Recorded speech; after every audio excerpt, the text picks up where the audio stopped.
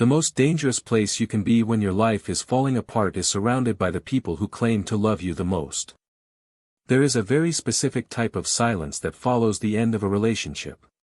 It is heavy. It is absolute. And if you are a newly single parent, a professional suddenly forced to navigate the wreckage of a shattered family unit, that silence can feel terrifying. You are exhausted to your very core, trying to keep a tiny human alive while mourning the future you thought you were building. So, when the holiday invitations arrive, you almost feel relieved. Come for dinner. Don't spend the day by yourself. You and the baby need to be around family right now. It sounds like a lifeline. It sounds like exactly what you are supposed to do. Society has a very clear, rigid script for how we are expected to handle sudden life transitions. We are told to gather. We are told to surround ourselves with the warmth of tradition, the overlapping voices of relatives, the clinking of silverware, and the heavy, suffocating embrace of the family table. We are deeply conditioned to believe that isolation is a symptom of failure. We are taught that an empty chair in a quiet home is a tragic consequence of losing the life you worked so hard to build. So, you accept the invitation. You pack the heavy diaper bag. You strap your child into the car seat, checking the buckles twice just to prove to yourself that you still have control over something. You put on your armor, and you drive into the fire. But the moment you step through that front door, the illusion shatters. The ambient noise of the house hits you first. The overlapping conversations, the forced laughter, the overwhelming heat of the room. It isn't comforting. It is an assault. You are a successful, fiercely capable adult. You manage high-stakes decisions every single day.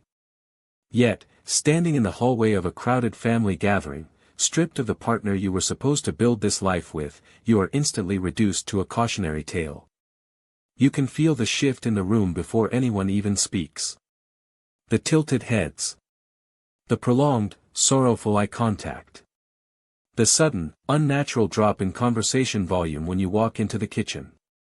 You are no longer simply a parent or a professional. You are the wounded animal of the evening. Every well-intentioned question feels like a subtle interrogation. Every eager offer to hold the baby feels less like support and more like a silent assessment of your competence.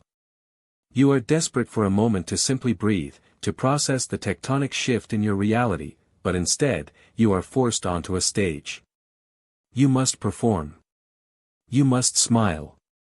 You must prove to a room full of people that you are not falling apart, even as your hands shake beneath the table. You sacrifice your fragile mental health to maintain the comfort of others. You endure the chaos because the alternative, sitting alone in an empty house with your child sleeping safely in the next room, carries a stigma you have been taught to fear more than anything else. We are conditioned to believe that returning to the fold of family is the ultimate remedy for a broken heart. But what happens when the very table you turn to for comfort is actually the thing tearing you apart? The pity invite is one of the most insidious social constructs we have ever created. It is disguised as an act of profound generosity. Your phone lights up with a text message dripping with faux casual concern. We just want to make sure you have somewhere to go. It is a sentence that implies you are lost. It suggests that without their intervention, you and your child will simply cease to exist in the holiday void. But let us be brutally honest about the anatomy of this invitation. It is rarely about your comfort. It is about theirs. The people who love you are deeply uncomfortable with your newfound grief. Your sudden singlehood is a terrifying mirror. It is a stark reminder to everyone at that table of how quickly the foundations of a supposedly stable life can collapse. By bringing you into their crowded, noisy orbit, they are desperately trying to fix a problem that cannot be fixed with a roasted turkey and a glass of wine. So, you pull up a chair. And the regression begins. You spend your days making executive decisions.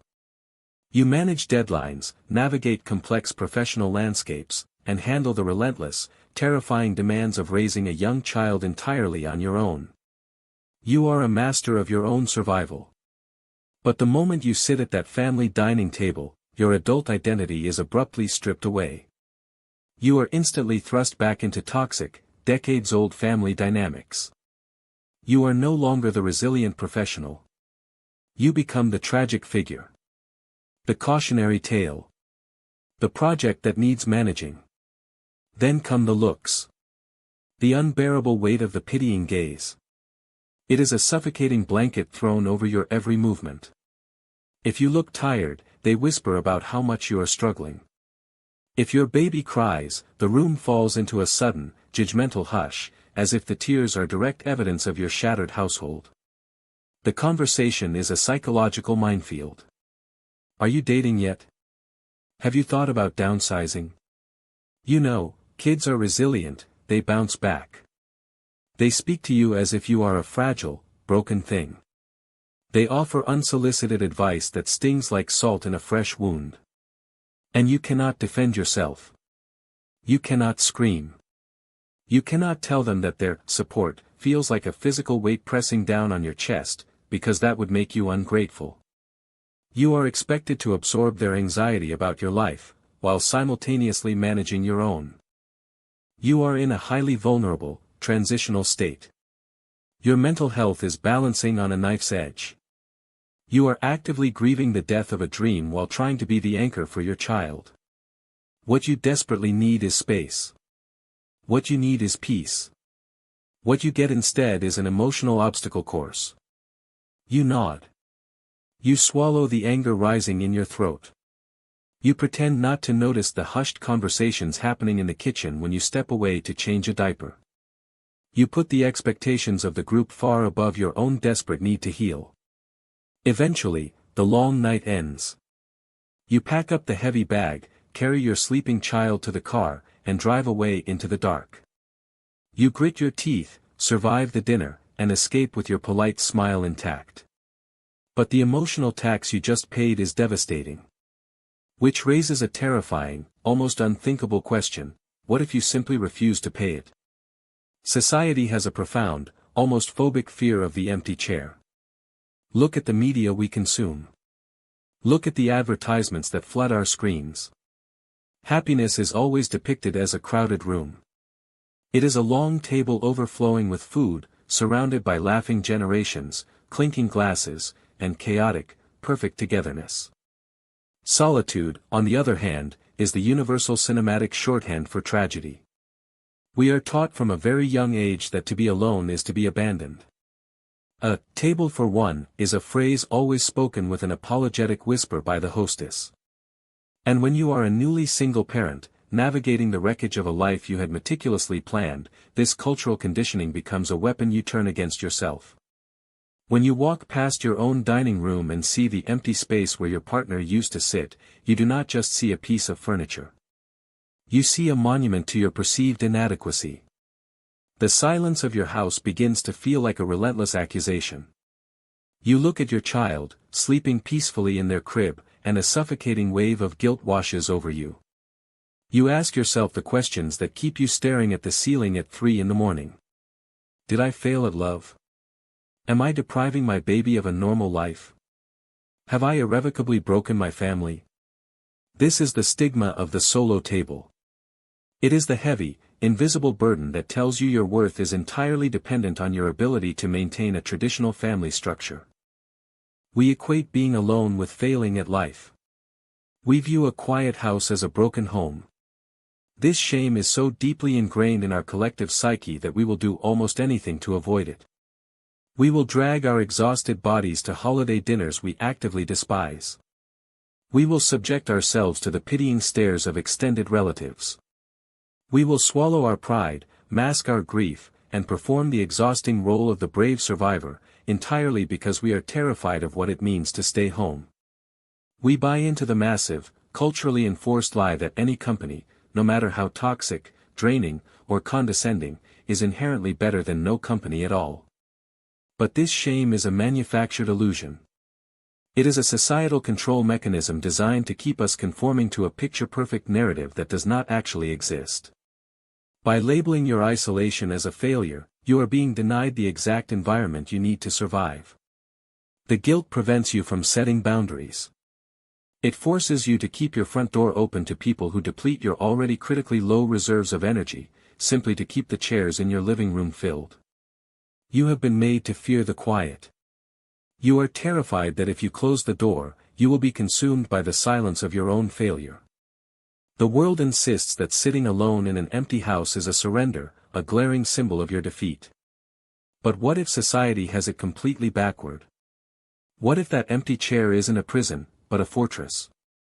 The moment you decide to stay home is not a surrender. It is an act of radical self-preservation.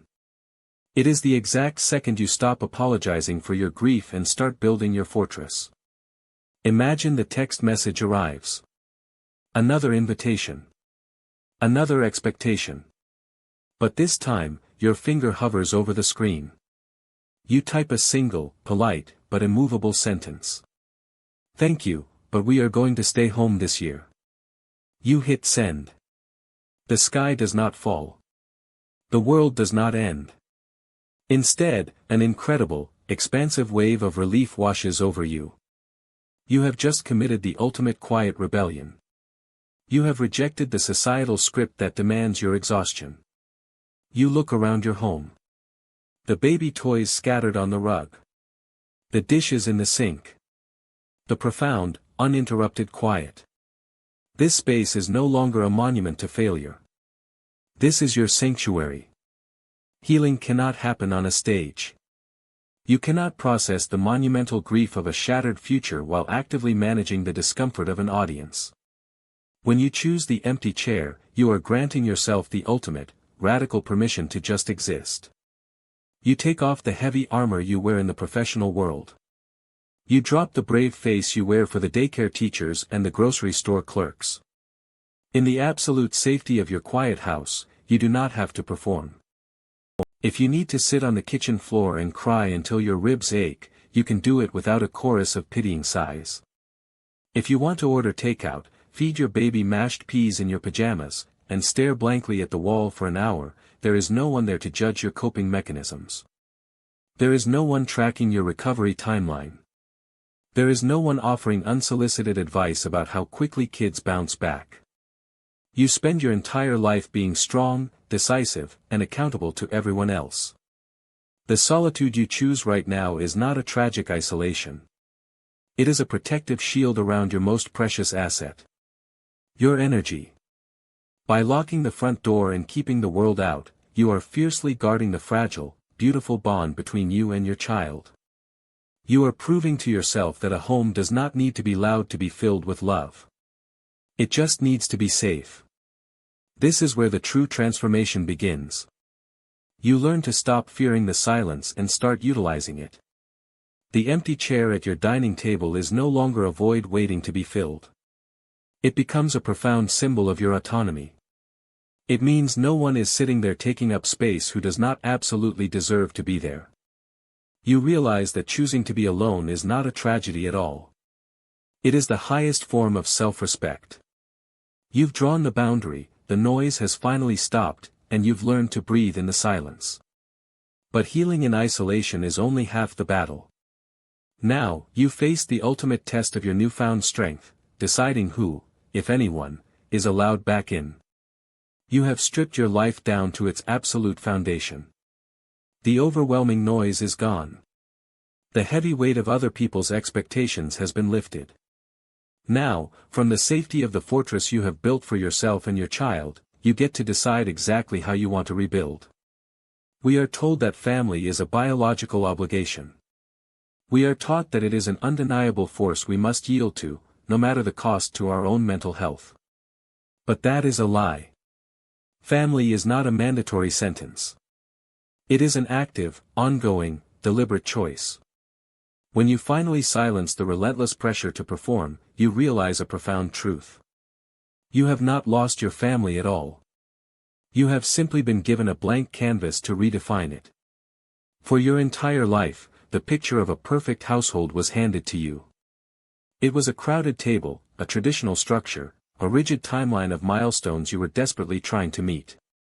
But as a fiercely capable single parent, you are no longer reading from their script.